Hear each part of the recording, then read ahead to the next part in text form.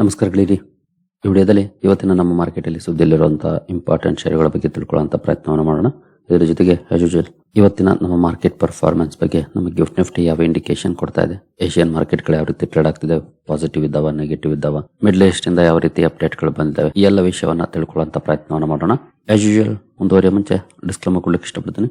ಇಲ್ಲಿ ಕವರ್ ಮಾಡ್ತಿರುವಂತ ಯಾವುದೇ ಸ್ಟಾಕ್ ಅನ್ನು ಕೂಡ ರೆಕಮೆಂಡ್ ಮಾಡ್ತಿಲ್ಲ. ನೀವು ಫರ್ದರ್ ಸ್ಟಡಿ ಮೆಡಿಟೇಷನ್ ತಗೊಳ್ಬಹುದು. ಆಸ್ ಎ ಎಜುಕೇಶನಲ್ ಪರ್ಪಸ್ ನಾನು ವಿಡಿಯೋ ಮುಂದೆ ತರ್ತಾ ಇದ್ದೀನಿ.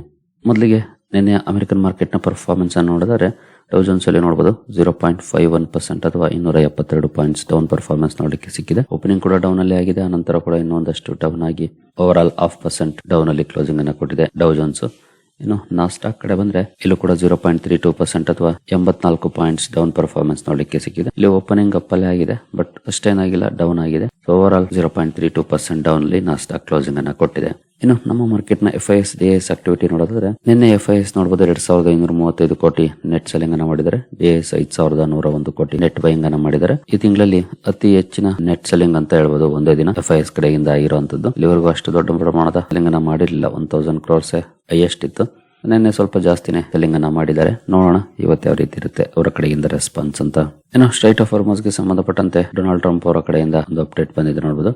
Trump says Hormuz is open, claims US blockade has been very effective against Iran. Straight of Hormuz open ಇದೆ ಅಂತ ಹೇಳ್ತಿದ್ದಾರೆ, ಬಟ್ ಇರಾನ್ ಹೇಳುತ್ತೆ ಓಪನ್ ಇಲ್ಲ, ಜೊತೆಗೆ ನಮ್ಮ ಕಂಟ್ರೋಲ್ ಅಲ್ಲಿ ಇದೆ ಅಂತ. ಬಟ್ US ಬ್ಲಾಕೇಡ್ ಅಂತೂ ಮುಂದುವರೆದಿದೆ, ಅಂದ್ರೆ ಇರಾನ್ ಹಡಗುಗಳನ್ನ ಆಚೆ ಬಿಡದಾಗೆ ತಡೀತಿದ್ದಾರೆ. ಅದು ವೆರಿ ಎಫೆಕ್ಟಿವ್ ಅಂತ ಕೂಡ ಹೇಳಿದ್ದಾರೆ.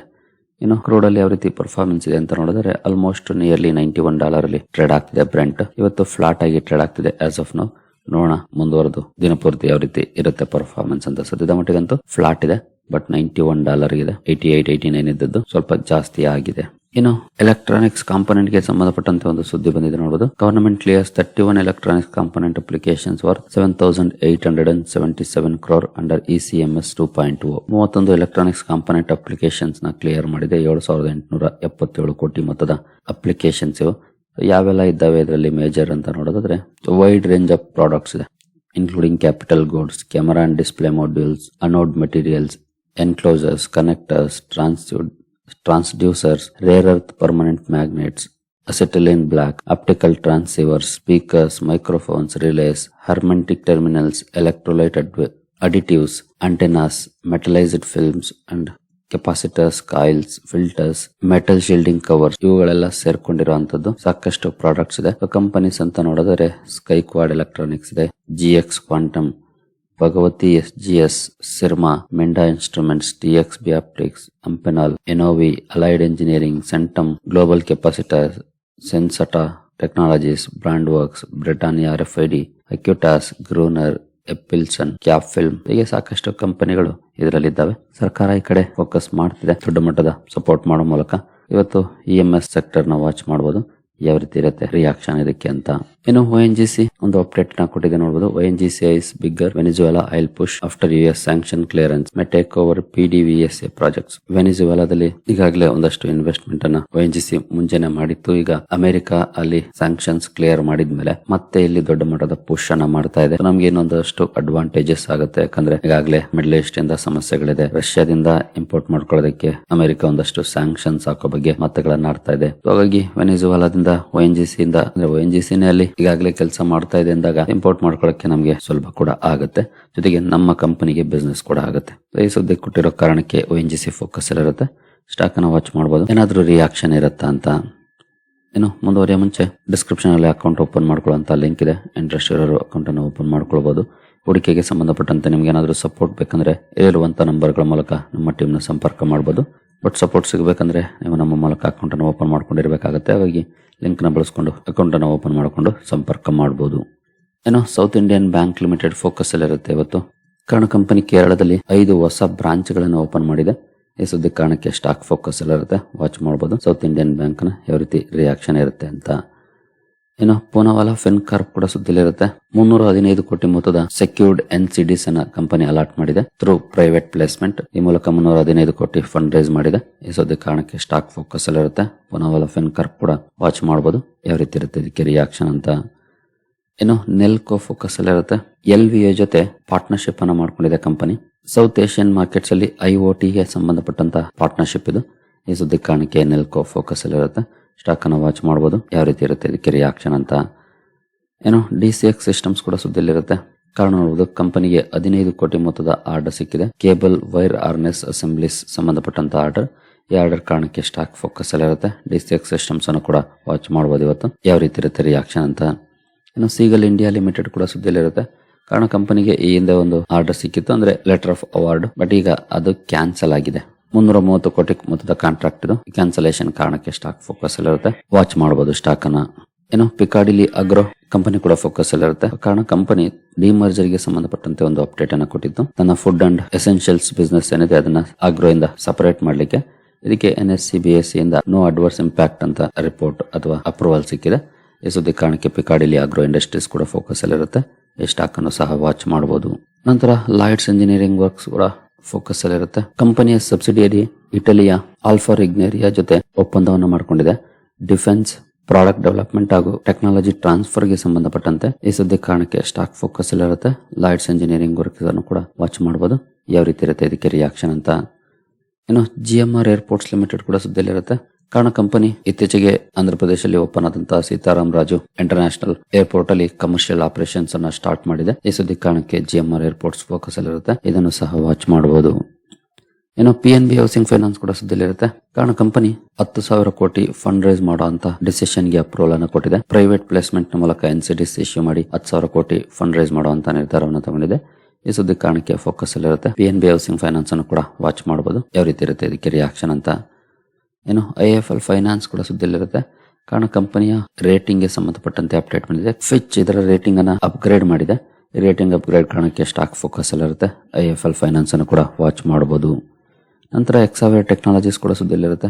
ಕಾರಣ company zero friction enterprise launch ಮಾಡಿದೆ. AI led frame work.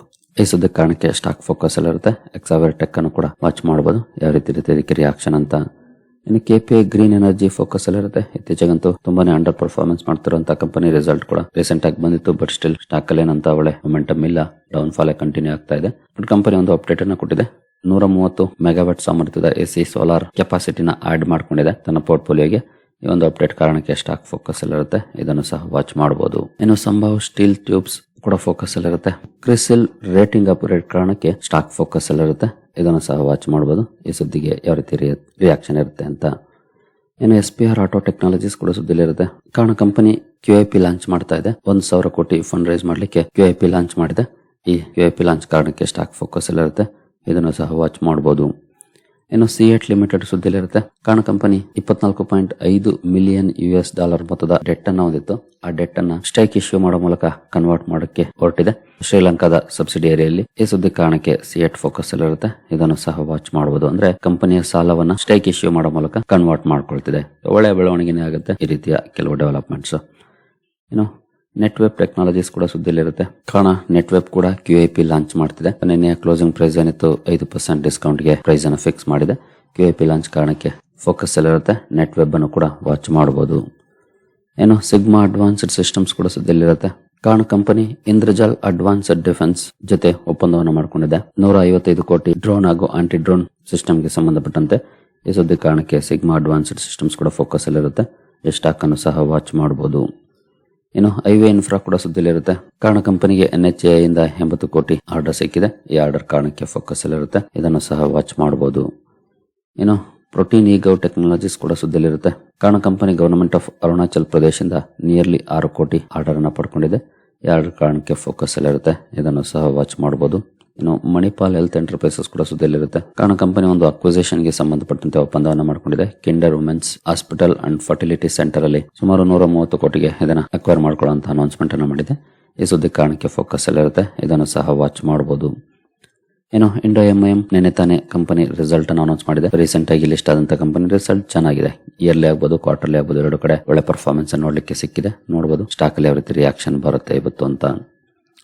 Kirloskar pneumatic ಕೂಡ ಫೋಕಸ್ ಅಲ್ಲಿರುತ್ತೆ. ಕಾರಣ ಕಂಪನಿ ಈ ಮುಂಚೆ ಸ್ಟಾಕ್ ಸ್ಪ್ಲಿಟ್ ಅನ್ನು ಅನೌನ್ಸ್ ಮಾಡಿತ್ತು. ₹2 ಅಂತ ಫೇಸ್ ವ್ಯಾಲ್ಯೂನ ₹1 ಮಾಡುವಂತದ್ದು. ಹಾಗಾಗಿ ಇವತ್ತು ಸ್ಟಾಕ್ ಪ್ರೈಸ್ ಅಡ್ಜಸ್ಟ್ ಆಗುತ್ತೆ. ಇನ್ ಕೇಸ್ ನಿಮ್ಮ ಹತ್ರ ಇದ್ರೆ 50% ಡೌನ್ ತೋರಿಸಬಹುದು. ಬಟ್ ಅದು ಸ್ಟಾಕ್ ಸ್ಪ್ಲಿಟ್ ನ ಕಾರಣಕ್ಕೆ ಆಗ್ತಿರುವಂತ ಅಡ್ಜಸ್ಟ್ಮೆಂಟ್ ಅಷ್ಟೇ. ಒಂದ್ ಅಡಿಷನಲ್ ಶೇರ್ಗಳು ನಿಮಗೆ ಕ್ರೆಡಿಟ್ ಆದ್ಮೇಲೆ ಆ ಪ್ರೈಸ್ ಅಡ್ಜಸ್ಟ್ ಆಗುತ್ತೆ. ಪ್ರೈಮರಿ ಮಾರ್ಕೆಟ್ ಕಡೆ ಬಂದ್ರೆ ಮಿಲ್ಕಿ ಮಿಸ್ಟ್ ಡೈರಿ ಇವತ್ತು ಲಿಸ್ಟ್ ಆಗ್ತಾ ಇದೆ. ಆಸ್ ಆಫ್ ನಾವು 14% ಪ್ರೀಮಿಯಂ ನೋಡ್ಲಿಕ್ಕೆ ಕಾಣ್ತಾ ಇದೆ. ನೋಡೋಣ ಎಷ್ಟಕ್ಕೆ ಲಿಸ್ಟ್ ಆಗುತ್ತೆ ಅಂತ. ಏನೋ 4 IPOಗಳು ಇವತ್ತು ಕೂಡ ಓಪನ್ ಇರುತ್ತವೆ.